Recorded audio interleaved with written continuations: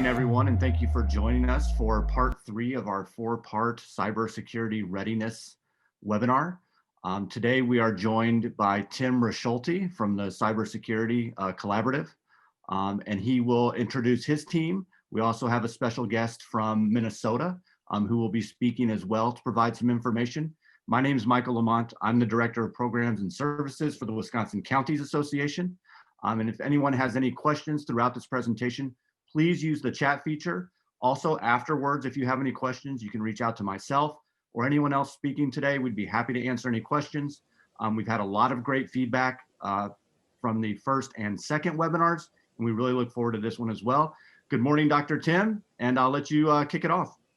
Good morning, Michael, and thank you so much. And thank you for everyone joining in today and who have joined us for the last couple webinars that we had. Just to walk us back a little bit, we started this webinar series on October 27th, where we focused on the shifting landscape of cybersecurity. It has become cybersecurity and risk management within counties increasingly complex and increasingly challenging. And so we focused on that challenge. We focused on some of the solutions to that challenge, recognizing that people are the perimeter, and the way that we do more with less is that we extend the otherwise limited capacity that we have within any one of our teams through collaboration.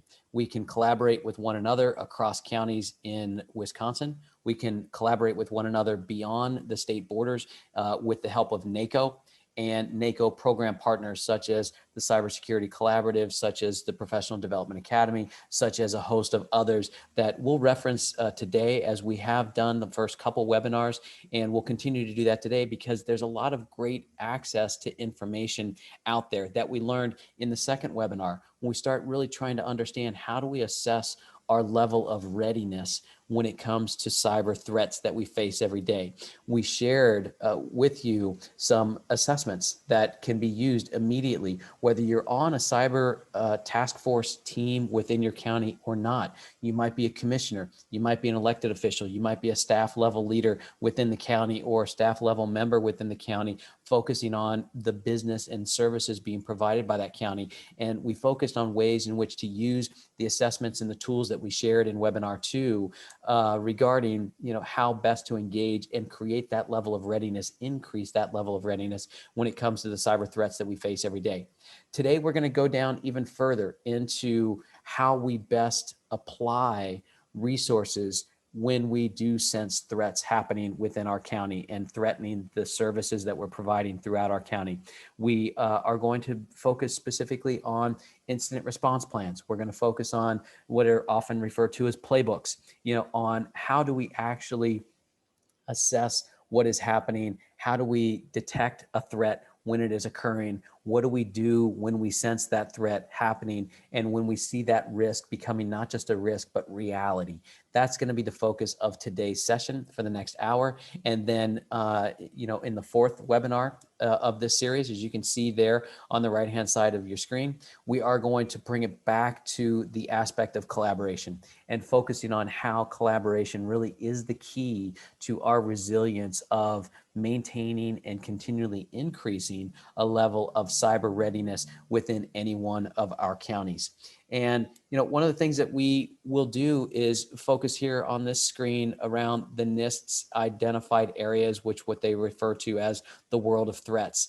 If you were participating in some of the prior webinars, this snapshot will be familiar to you. We brought it up a couple times because, one, there are a lot of threats that we face. You all know this every day.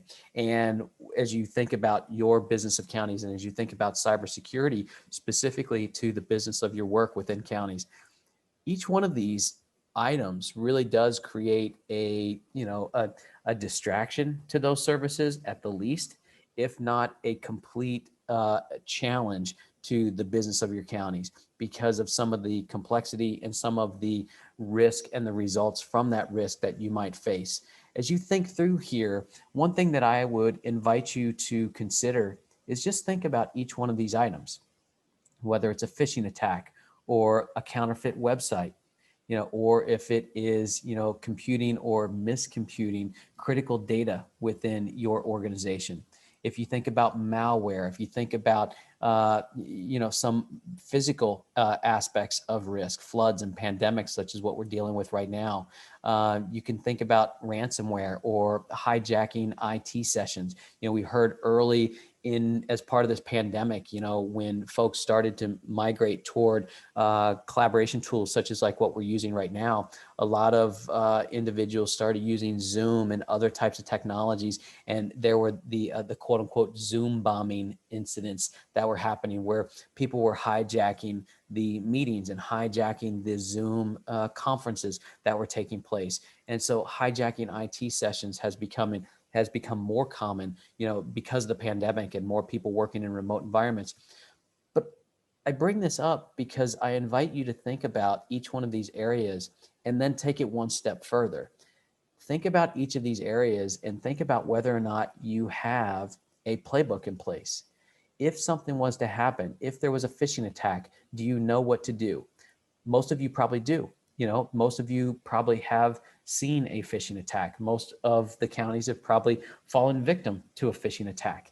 And that there is a kind of continuity planning exercise that needs to take place to remedy that situation and bring the business, the county of the work that you do every day back online. And in some cases, those phishing attacks are mild. In some cases, they transform into something much more severe.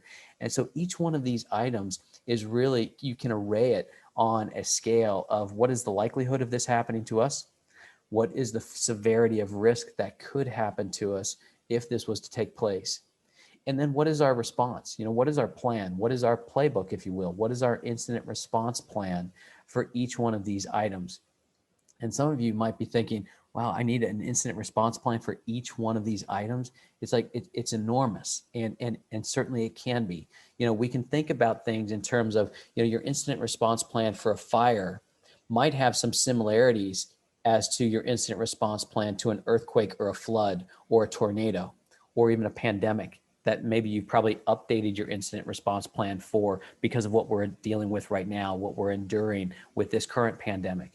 Some of those aspects, however, might be very different, from a fire to an earthquake to a pandemic to a tornado.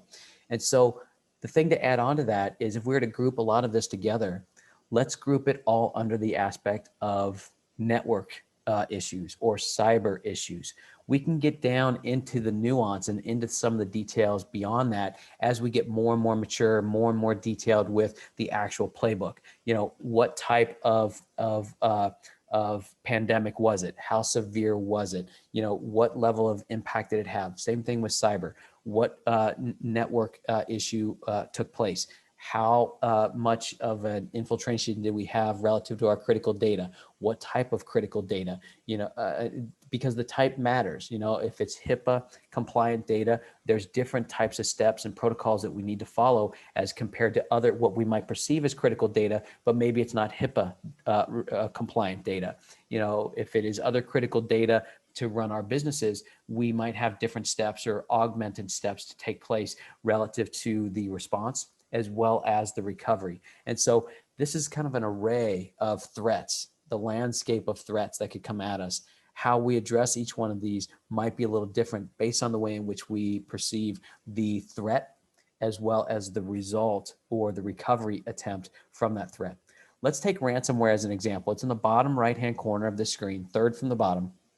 Ransomware, you'll recall, was 2019 was noted by GovTech magazine as the year ransomware took over county government, because far more county governments were focused for ransom attacks as compared to any other industry or segment. And it became an area of focus. It became very well known, and still is very well known, because ransomware is a rather prolific topic these days when we think about cybersecurity. Let's just take a quick example around this relative to an incident response plan and a scenario, almost like a quick tabletop exercise, if you will. We've got nearly 100 people, well over, let's see, about 60 or so people on this call. Just individually, whether you're a commissioner or otherwise, let's just think about this from a ransomware perspective. And so here's the scenario.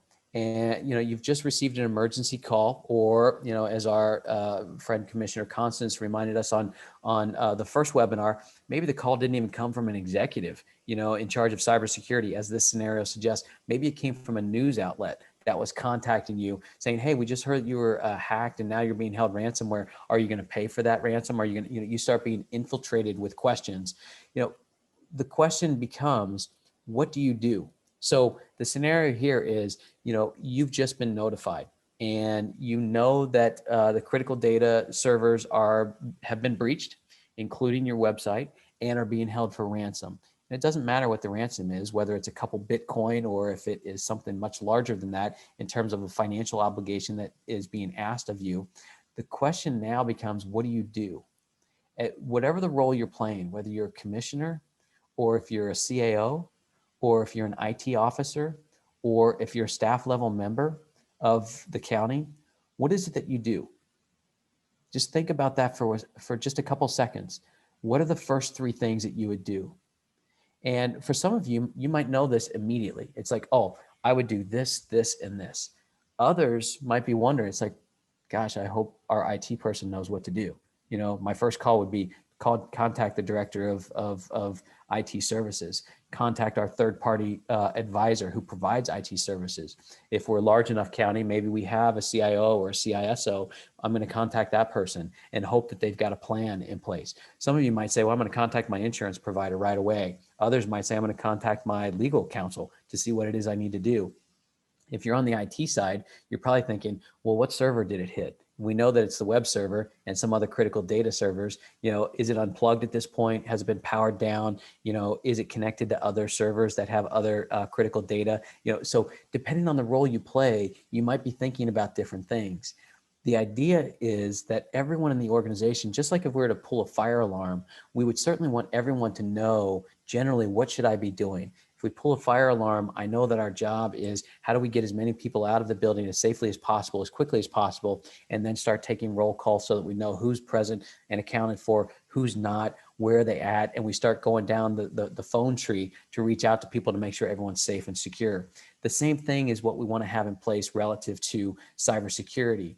Now, another question as a follow-up, and we're going to get into some of the what ifs and how to type scenarios. And if you don't have a ransomware playbook, please let us know, because Rita and I are actually hosting a ransomware. It's actually an Internet of Things scenario coming up in December. We've also got a simulation. It's a week-long simulation. It'll take about maybe about, half an hour a day, 40 minutes a day of your time. If you're interested, please feel free to drop us a note in the chat box and we'll make sure you get signed up. There's no cost to you. Rita Reynolds, the Chief Technology Officer from NACO, and I are going to be conducting that as part of the NACO County Tech Exchange and the Professional Development Academy. So if you're not familiar with the Internet of Things and whether or not you've got a playbook for that, definitely join us for that simulation, because we'll build a playbook for you during that week. We've also got a ransomware playbook for you and a phishing playbook for you as well. If you don't have those, feel free to let us know and we'll make those available.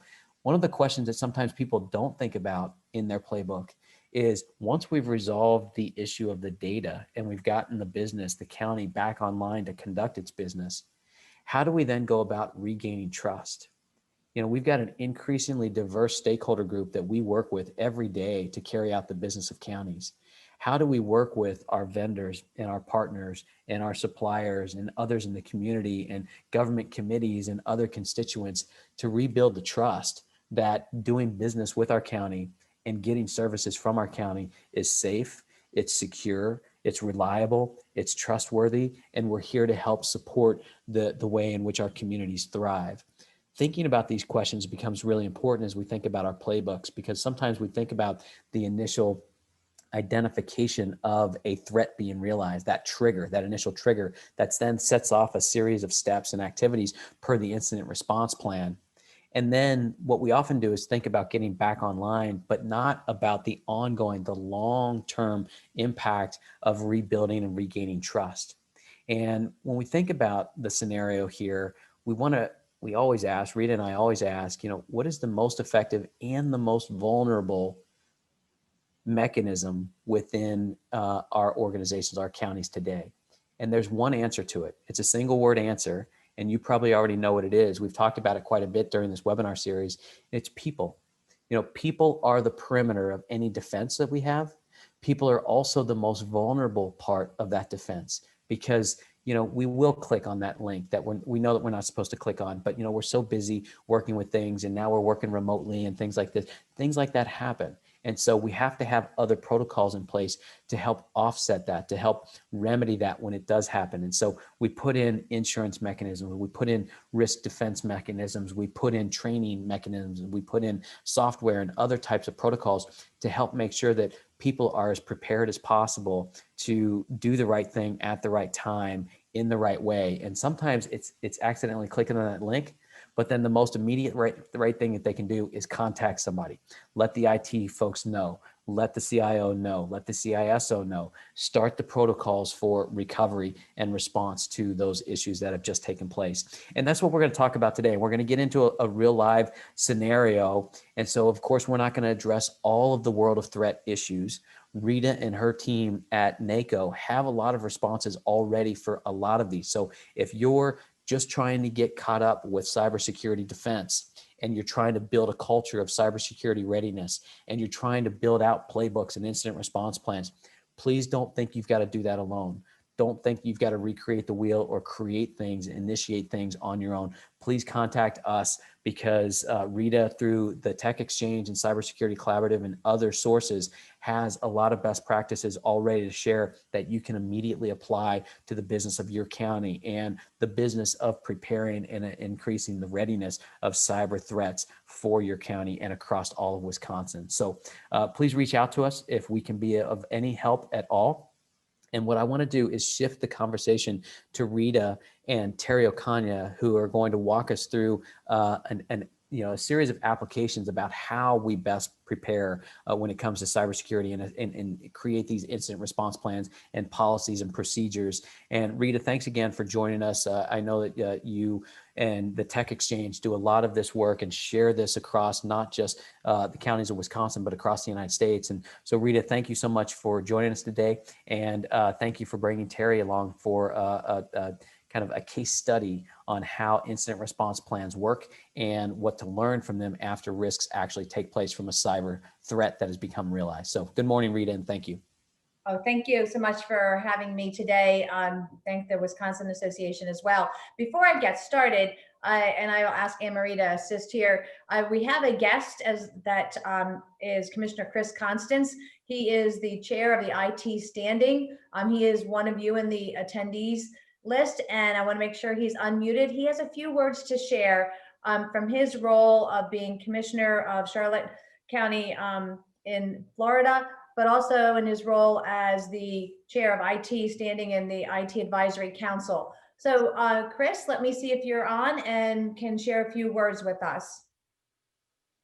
Yes, Rita, thank you very much for the opportunity. And I apologize because I'm in the middle of a commission workshop, but I ran upstairs to my office just because I wanted to participate on a limited basis here.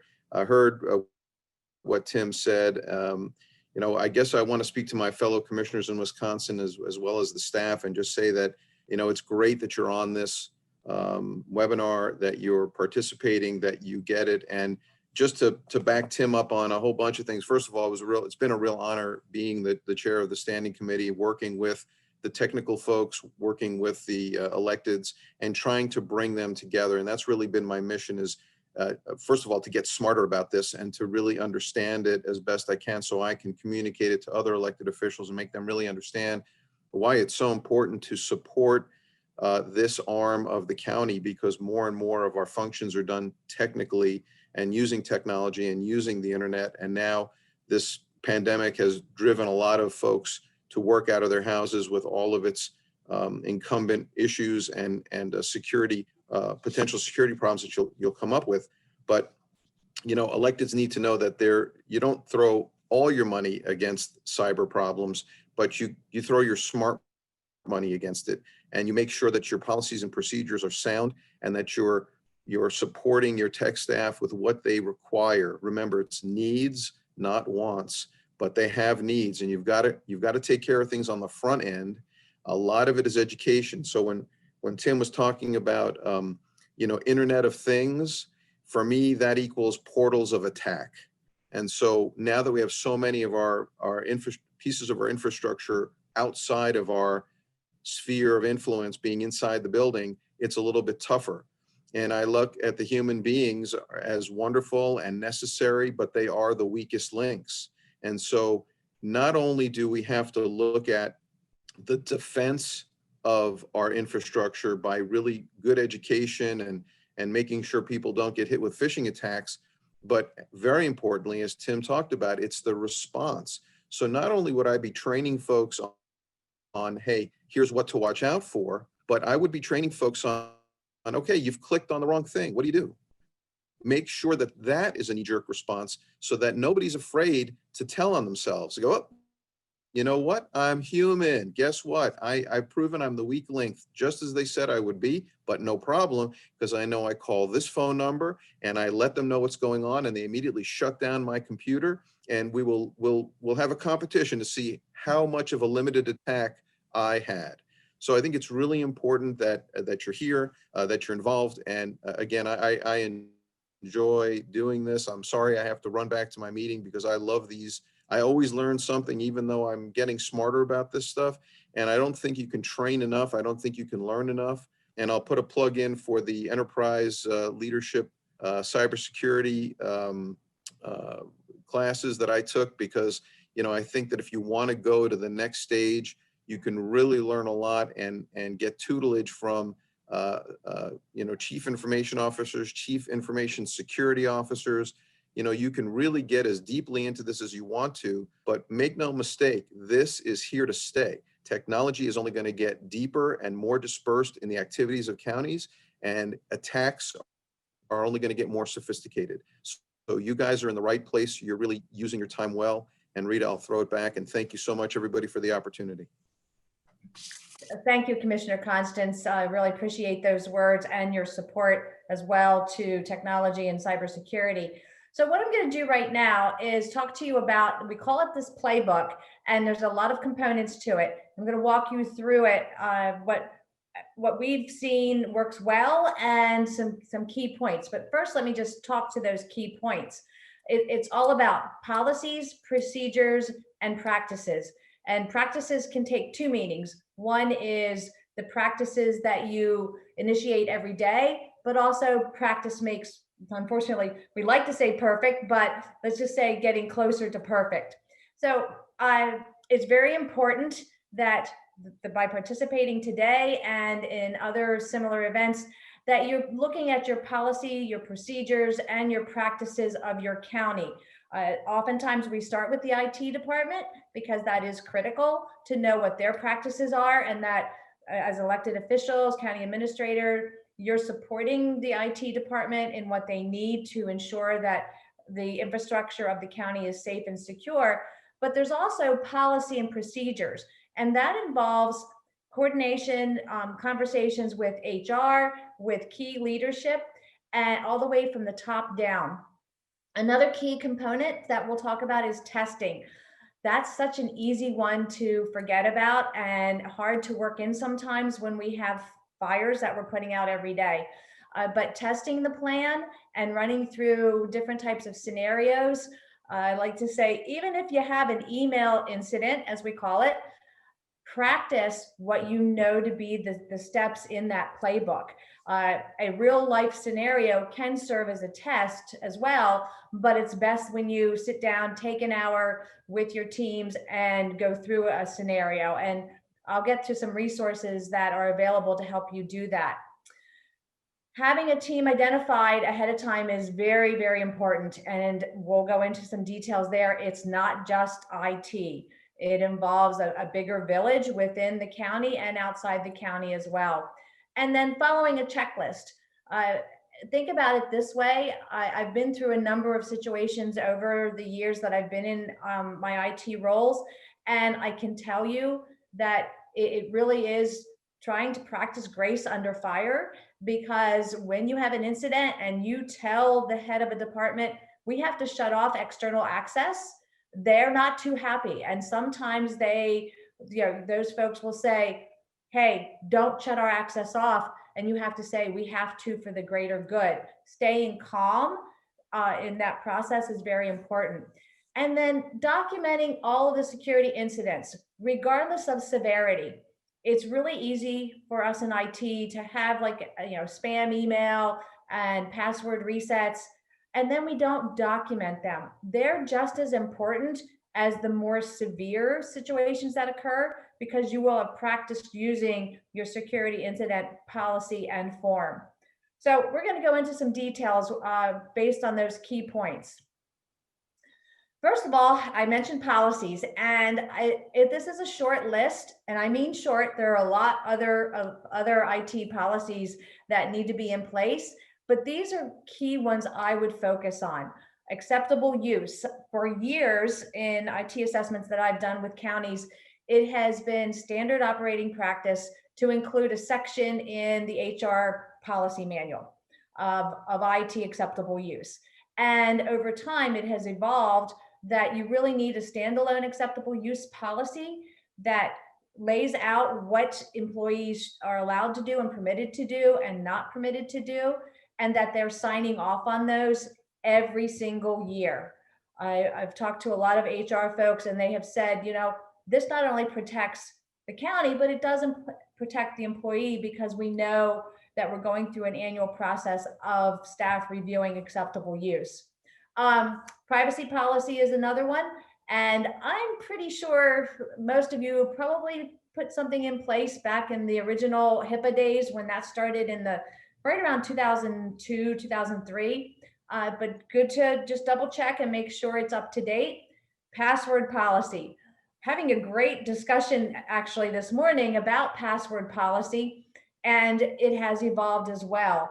And while NIST has put out new recommendations about not requiring passwords to expire, it's a very mixed bag across the United States of being able to implement that. And the reason for it goes to some inconsistencies at the national level, such as CJIS, your criminal justice information sharing regulations that you have to follow. They still require passwords expiration. So know what your password policy is and make sure you're sharing that with employees on a regular basis. Access control is one. Those of you that aren't in IT might not really think about it, but it's one that IT needs to make sure they have in place. And it's no different than physical access to the county building. I have a key fob. I get into the building. My coworker over in mental health has a key to get into the same building. We can get in, we have access to the main areas, but when I go up to the data center, my key fob will let me in, but the person from mental health can't get in. That's access controls. And you all as counties need to take a look at who has access to what. Just a very important policy to have in place. And it's not specific people, but it's groups. And then finally, the one we're going to focus on here today is security incident policy and form. So it's really policy and procedures. The security incident policy itself should, like all your policies, have a purpose section, a definitions section, but then it should have a checklist of key areas to focus on. Guidelines for sure, and process. What do we do with security incidents when they happen, and what are the responsibilities of each department, if there are department responsibilities, and then a plan for initiation, and then finally the form. As I said, we're going to look at the form itself in a few minutes, but if you don't have a security incident policy procedures in place, please reach out to me. We have in the Tech Exchange portal a section for templates, and this is one that I think we have probably close to 20 different samples from counties. There's no reason why a county should reinvent the wheel with this and start from scratch. You will want to, of course, look it over, talk to your legal, make sure that legal has reviewed it, but update it and make it your own. So Nothing else that you do out of this today. I really encourage you to start working on that if you don't already have that policy in place. So let's talk a little bit about the form. This is a sample, and each county can assume a different form that you want to implement, but the key components are listed here. When a security incident happens, and again, it could be your ransomware, it could be malware. I would even classify lost computer or stolen computer as a security incident. And so you want to put the key information first, and then you want to describe the incident. Is there any impact? And as you can see, there's different types of impact, damage to systems. Just take a minute there. There was a recent situation, and I want to say it was in either Pennsylvania or Maryland, where I actually believe it was York County, Pennsylvania, where someone came into the building and actually was able to get into the data center. I don't remember the details there, but damaged the servers. That's a security incident. So just to explain that one a little bit more, is there financial loss? Or is there a violation of a regulation such as the criminal justice information sharing? You may not know everything, but you fill this out to the best of your ability. And then there's a part two to that. Tim, if you could advance, thank you. So in part two is a categorization of, was there data that was compromised? So is it public data? Is it internal use only data? It might not be confidential or proprietary, but it's for your IT department only or for the county only. Is it the confidential piece? And think about this, social security numbers, even credit card numbers, that then will lead you to a different step in the process. And then a privacy violation. So privacy is different from confidential. You may think they're the same, but you can have what you've deemed as confidential, but it might not be private information to the individual. Confidential could be something that is proprietary to the county that you don't share out because of the type of information that it is. And then it might be unknown at this point. I will say that oftentimes when we use the security incident form, we may only fill out the first 2 or 3 sections and then hold until we get through and review and close out the security incident. I'm always reminding my staff, go back and finish the form. Again, it's only as good as whether you implement it or not. So just sharing that with you. There are a plethora of forms out there, and these are the key areas. What you put in place really needs to work for you. So let's just walk through an example. This is a typical one, I believe, that someone in the IT receives a phone call or an email or a text, and they're like, I think I just clicked on something I shouldn't have. And IT may say, well, tell me more. Let me screen share. Let me look at what you're encountering. And as IT does that, they determine, okay, this does have malware. So IT quickly cleans up the workstation and runs some scans. He or she runs some scans and everything looks clear. Hey, write up the report, we're done. However, as he runs the scans, he sees that this malware actually had some other things attached to it, and it's proliferated or gone broader than just that one employee. There could have been 12 other employees that received the same email, and they clicked all the way through and activated whatever was attached. That's why it's important to do your full discovery. Don't just focus on that one individual. And now we have to implement the full playbook. That full playbook is going to vary, but what is most important is that you have a team. So as I said earlier, having worked through a situation like this, and you're going to hear about a recent one here in a few minutes from Terry O'Connor, I know that having that team in place is extremely important. And knowing that your CEO, or in this case, your commissioner, it might be, the chairman, or it might be a county administrator that is on this team. someone high up that you can notify and say, hey, don't want to alarm you just yet, but I need to make you aware that there is potential for severe infiltration, etc. It could be ransomware. We don't know yet, but I want to make you aware. IT department, of course, has to be involved. We also want to make sure public relations, your media folks, are aware of it, that there could be some media coverage. And, having canned responses ready to go is really critical. Don't fret if you don't. I'll get to that in a minute when I talk about insurance. And then your legal counsel. Those are the key folks on the team. Now, you might have a department head on the team if this originated out of one particular area. Suppose it's just with your court system. Well, then you need your president judge or whatever nomenclature you use in Wisconsin for the head of that area to be aware and involved.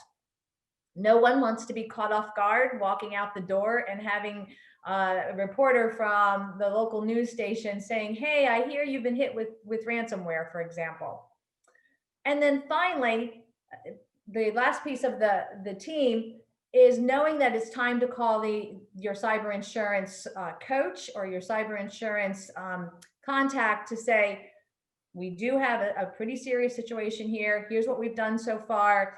We know we need forensics and we know we need help. And your cyber insurance should be able to provide that. They have full teams when it comes to public relations, additional legal counsel that have been through these situations over and over again. So that's your team.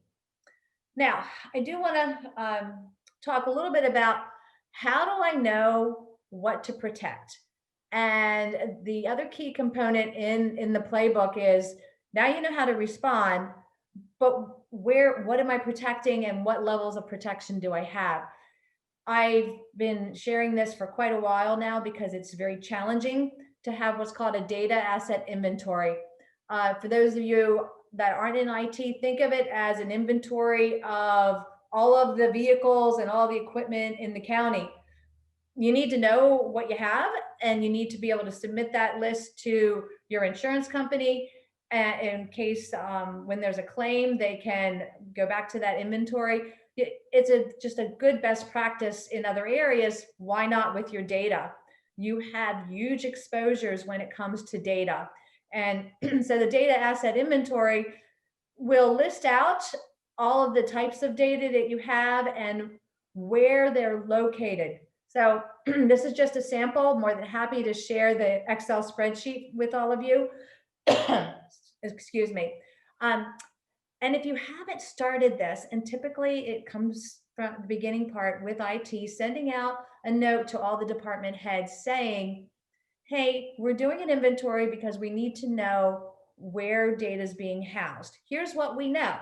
And what I mean by that is IT knows where the core data is located because they're usually responsible for maintaining the infrastructure. So you know that the case management system for jail is in one location, but you might not be aware of the spreadsheets that contain confidential information that the records department in the jail is keeping out on Dropbox. And that's a whole nother conversation. The first important point to realize is awareness. Once you know where your data is located, then it's easier for you to protect. And when there is an incident and you initiate the playbook, you as the IT person or the county administrator aren't caught by surprise. Gee, we didn't know this was out on Amazon Web Services, and we didn't know the checkbox wasn't checked for a configuration, and now it's going to be in the papers tomorrow. Those are real examples, folks. And it is so important that you know where your bulk data is. We're not going to capture every little thing, but the fact that you make an effort and that you have this type of inventory in place goes a long way when an incident happens. And I don't say if anymore because we all are faced with these incidents. So just as a matter of practice, now what I want to talk about, switch gears a little bit, and this is the day-to-day practice. If you're not doing phishing exercises, pretend emails that go out, you need to be doing that. That's no longer a nice to have. It is a definite given. And there are a number of inexpensive options out there. And there are a number of national vendors that a lot of counties use. More than happy to share that information if you're interested. Employee trainings. So with those phishing subscriptions, oftentimes there's a learning component that comes along. That means short videos, sending out an email to staff saying, please watch this short video. At the end, there's a quiz and send your certificate to HR. While some folks may say, well, that's not effective, it is a very good reminder, and it's putting the employee in the role of awareness and also accountability. Our greatest weakness are the end users. And then I included this one piece here, wiser-training.com. They have some awesome, short, very, entertaining, easy to follow clips, and they're free. And I know the individuals there. They've done a number of webinars with us, and I would encourage you to share those with your staff. Reach out and create a free account there. Very reliable. The one main individual there that I've interacted with used to be an IT director in Michigan. So he gets the importance of training end users in the county. And then finally, there are a number of options for tabletops. FEMA offers some, CISA offers ones that you can download and do on your own. I will say FEMA sometimes has a backlog. And then we have one coming up December 7th to 11th. And I'm very excited to see a number of you have already signed up for that through this webinar today. So I want to thank you very much for that. Looking forward to that week. My team's going to be a part of it as well. And then Tim and I are going to facilitate discussion, an hour-long discussion on Friday. So really looking forward to practicing what to do during a scenario. So let me stop there. What I'd like to do now is introduce Terry O'Connor to you. Tim, I believe, already did that, but Terry is from Wisconsin, Chippewa County in Wisconsin, and he has a recent, what did I say? I'm sorry, Minnesota, because there is a Chippewa County, Wisconsin. We had that conversation before we started. Terry, the floor is yours. Hi, thanks everybody. Just to give you kind of a real quick background, because if anybody takes the time to Google search Chippewa County, Minnesota, you're going to find it's extremely small. But my background, I did 8 years in the Air Force and traveled around. My last 4 years, so I was a Desert Storm kid. My last 4 years, I was in accounting at where my degree was, and realized I couldn't stand it. But there were these little computers in the corner back in the early 90s in accounting. So I jumped into computers early on in accounting in the Air Force, and I spent 13 years in the private sector, actually right in Tim's backyard, traveling the entire West Coast and Phoenix and Vegas with my clientele spanning that entire area.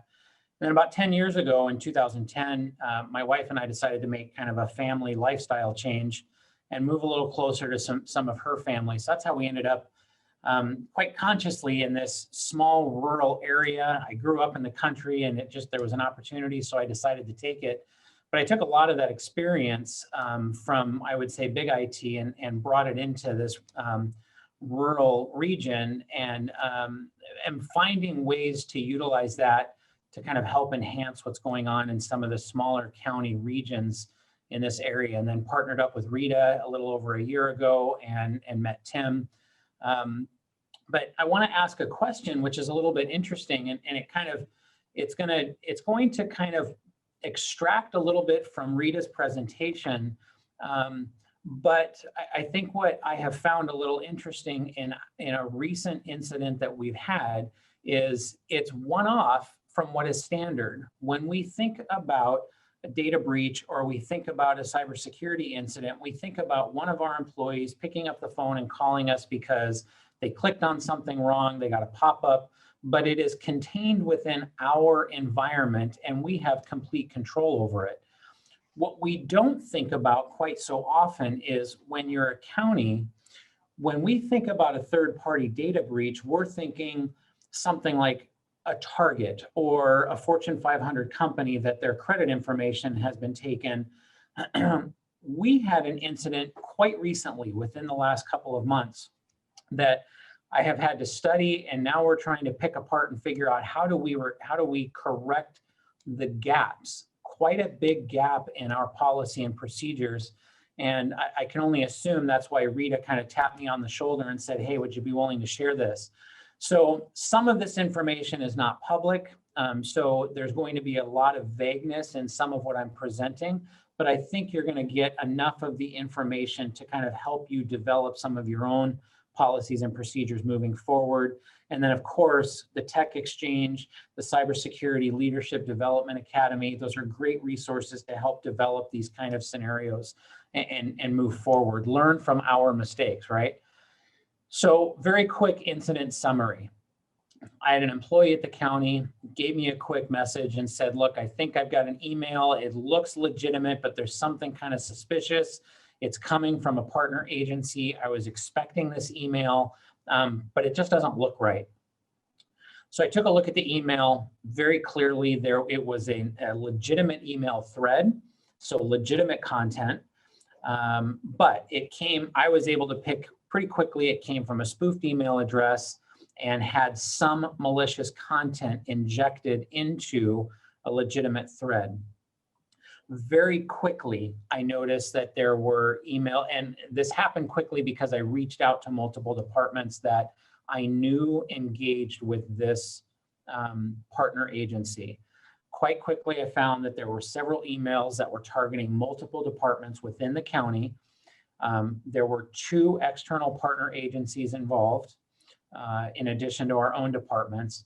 And the emails spanned backwards with legitimate content going back as far as 7 months that we're aware. The emails that we received at the county level included questionably sensitive data, and I'll kind of explain that a little bit more later, with some suspicions of non-public data. But we were a little bit limited in our scope and ability to do some investigation deeper. And again, I'll talk more about that later. But I did find out later that there was a malware, a Trojan, found on 1 or more, possibly, external agency PCs. And because we got notified pretty quickly and we've got some pretty decent security measures from the outside in, the county network was not directly breached. So that's kind of a real quick summary. Next slide. Third-party agency profile. This is where things get a little bit interesting. So this is a close county partner, daily communications. We share data with them very regularly. They are not a direct county department. They are not county employees. They are not on the county network, but very close partner. They are small enough that they only have contracted IT services and they contract with a small local business. While that's not bad, and I promote small local business, it did cause some challenges that I'll highlight a little bit later. And again, we regularly receive and collaborate non-public county data with this partner agency. And then their email, we found out, is hosted with a non-compliant internet mail provider. And by non-compliant, what I mean is, if you're familiar with government data practices, there are some fairly standard best practices, and I would even go so far as to say, depending on the type of data that you're exchanging, compliant mail providers. And one of those general practices is that their servers have to be located within the continental United States. They should be segregated from other retail or commercial internet accounts. There's some specifics that should be in play when you're hosting government email. So we did find that out kind of after the fact, and that also caused some challenges. So let me move on to what we found within the challenges here in this breach. So the contracted IT support, although they're very talented in what they do from a commercial and retail aspect, They know what they're doing. We're not talking about somebody that's new. We're not talking about a little experience. This is a very well reputable local business that contracts IT support with a lot of different entities. The challenge is they specifically are not familiar with government data breach incident requirements. That posed a real problem in how they went about dealing with the playbook that kind of didn't exist, right? But the way that we handle data breaches in government data, I'm not sure what Wisconsin's law is, but with Minnesota law, there is a very specific set of criteria that we have to deal with on what was breached, who do we notify, what kind of data, what types of logs or reports need to be created. And this IT support person was not familiar with those requirements. There was a pre-existing strained working relationship and communication challenges between the county and the agency. That dated back years before me. I wasn't aware of it going into this incident, and I found out about it after I started to investigate the incident, and it became very clear that that strained working relationship was going to cause a problem during the investigation. In fact, it caused some very significant problems. We had no pre-existing agreement covering this type of incident. We're talking about a third-party data breach where our data was not hosted with somebody else. So we do have agreements where if our data is hosted elsewhere, we have agreements on who's liable, what to do, how information is handled, but that was hosted data. This is not a hosted data scenario. So we did not have a pre-existing agreement covering this type of incident with a third-party data breach. We had no direct access to the technology environment in order to investigate. So their willingness to allow us to investigate would have been on their understanding of why that was important, and their voluntary access or volunteering to give us access to that environment. And because of the strained relationship, and because of their lack of IT understanding on why this was significant, we didn't get access to the environment to help with the investigation. That meant our investigation from a county perspective, knowing that there was some sensitive data, we ended up very limited in our scope on how we were able to actually deal with the investigation, and it became limited to what came through our quarantine or was stopped in our quarantine, which if any of you are technology people on this and you've dealt with quarantined emails, you realize very quickly that there's some pertinent information that gets stripped out of those emails because they hit quarantine. So the investigation becomes very limited. Now at the end of kind of what I would say would be where we had to stop the investigation, an unknown amount of data and an unknown amount of what those classifications of that data ended up being breached. So that data classification grid that Rita presented, that's fantastic. Until you end up with an agency or a partner agency that you don't know what data got leaked, breached, extracted, pulled off site, when you don't know because it's in another environment, that becomes a little bit scary.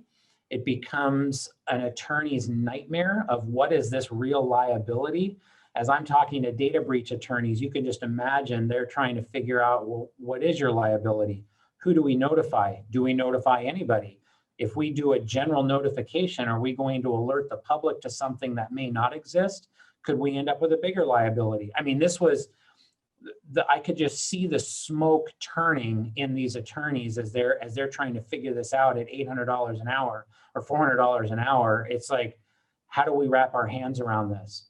What ended up happening that caused some of this significant challenge, and I'm going to bounce back all the way to the top with the contracted IT support and why it became an unknown amount of data, is IT support did what general commercial or retail IT support would do. They found a threat through a scan and immediately wiped the hard drive completely clean, wrote right back over the top of it to make sure that it was clean, did another scan to make sure it was clean. all forensic data was gone. We had no ability to actually go back and take a look at the forensic data. In hindsight, I think we lost the slides there real quick. In hindsight, if you could jump one more slide. In hindsight, what this IT person now recognizes if they're dealing with a government agency, don't wipe the hard drive, pull the hard drive, give them a new hard drive, and then we can at least preserve the data and take a look at it afterwards. But so some of the key lessons learned from us, and I'll say this in the plurality, counties in general, or I would say entities, but in our sake, counties need to have a very detailed agreement with data sharing partners. This is something that missed our radar. Huge gap in our procedure, huge gap in our policy. Having a hosted environment, we host data for other counties, and we have data hosted at another entity. We have those agreements, but this was different again. I would recommend to any county dealing with this, don't assume that other government agencies are secure. Don't assume that they're prepared for an incident. They might be, they might not be, but you can't assume. You've got to have something in your agreement. We have not finished our agreement yet. When we do, I'm going to make sure that that gets shared with the NACO Tech Exchange. But I think it's going to take us some time to really kind of hone that down and work with some attorneys to figure out what that looks like. I think you need to define county data. You need to define ownership of that data and the legal responsibilities. One of the things that we learned through this is when you host your data with another entity, what you will find very quickly in probably any government regulation is if your government data is hosted with another entity, that data still belongs to you, you still own it. If they have a breach, it's still your liability. Of course, you can pass that liability if it's within your agreement. But what happens when the data is not hosted and you are cooperatively sharing data with a third-party entity and they utilize that data, and sometimes your data ends up becoming their data?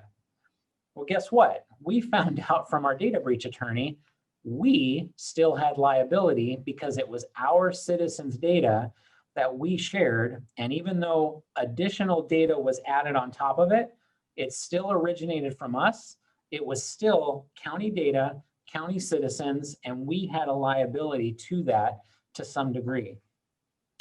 A breach of county data does not necessarily require that the county system needs to be directly attacked. I think I've kind of covered that one, but this was a third-party entity, another government agency. They had a breach where data was leaked or data was mined, but that constitutes a data breach on our end, or it did. And then, like I said, it still put the county at liability. Here's some lessons learned that we're going to be taking a look at that we didn't do in the past. So we have these small entities that attach to us as third-party collaboratives, or maybe not necessarily a collaborative, but third-party agencies that we share data with. I'm going to start recommending a whole lot more that once we put these agreements in place, I believe, and this is not by design, but I believe that these agreements may put a financial or resource burden on some of these smaller agencies. We're a small county as it is. So if we have a government partner agency that's connecting to us for some reason, generally it's because they're smaller than us and they need us. So if we enact a data sharing agreement that requires minimum data security and incident responses and cybersecurity insurance, that could put them at risk of too high of resources or not enough resources, or financially it's just not possible. So one of my recommendations moving forward is going to be that the county offers direct IT services to those agencies, either for free. We have a liability from a data perspective that it ends up being less expensive in the long run. I can tell you from a county perspective, this very small incident ended up consuming about 80 hours of my man hours. Not to mention, we enacted our cybersecurity insurance, which has a fairly hefty deductible. So we're going to end up probably paying a couple of $1,000s there. So in the end, this probably costs the county somewhere in the neighborhood of $5,000 to $8,000 would be my guess. And so the idea that we would have offered free IT services that probably would have cost the county a couple $1,000 a year, that would have been 4 years worth of free IT services at that point. Consider hosting, if you have an email service that's secure, whether it's on your premise or you use a hosted email service like a Microsoft 365 or a G Suite or something of the sort, consider bringing those agencies or offering those agencies that you host within your tenant. You can still give them their own domain. They can still have their own autonomy where nobody knows that it's hosted at the county, but now it's at least within a contained system that you can assist with the security. I think I would also add, after listening to Rita's presentation, one of the things that I want to add on here is when you start doing internal user training and you purchase user training and you start doing phishing testing, include those external agencies, offer that training for free, offer that phishing testing for free. It doesn't have to be an embarrassment if they make mistakes. It becomes a learning opportunity and you encourage them. So I think that what we picked up out of this kind of unique incident is we are hopeful that it's not going to turn into a lot of citizen data that's sensitive that got out. We just don't know. But what we will pull out of this is we're going to fill some gaps that we didn't even realize that we had within our cybersecurity policies and procedures, and then redevelop that and ultimately better secure citizen data from these third-party agencies. All right, Terry, thank you so much. That was awesome. And good to hear the whole, well, as much as you can share with us today. On this last slide are some resources, and I see that the location for these videos has been shared in the chat. I have one other one I'm going to add. I have a contract checklist that we make available for you to provide to your third-party providers, but I'll send that to Anne Marie in a separate note. So Tim, we'll turn it back to you. Yeah, and thank you, Terry. Thank you, Rita, for joining us again. And I know we're right at the time, maybe a minute or two over. And so I invite everyone to, look for the recording of this posted through the Wisconsin site, and the upcoming and final session of this is coming up, Michael, the 4th webinar in this series. So Michael, thank you again for the invitation to participate on behalf of Rita and Terry. It was a great time with everyone. If anyone has any questions, feel free to reach out to us directly. But Michael, thank you again. Yeah, again, thank you, Tim. Thank you, Rita. Also, Terry, for joining us again. Feel free to reach out to me at the Wisconsin Counties Association or anyone else participating in this webinar. And we look forward to seeing everyone next Tuesday on December 1st. Yep. Thank you, everyone. Have a great day.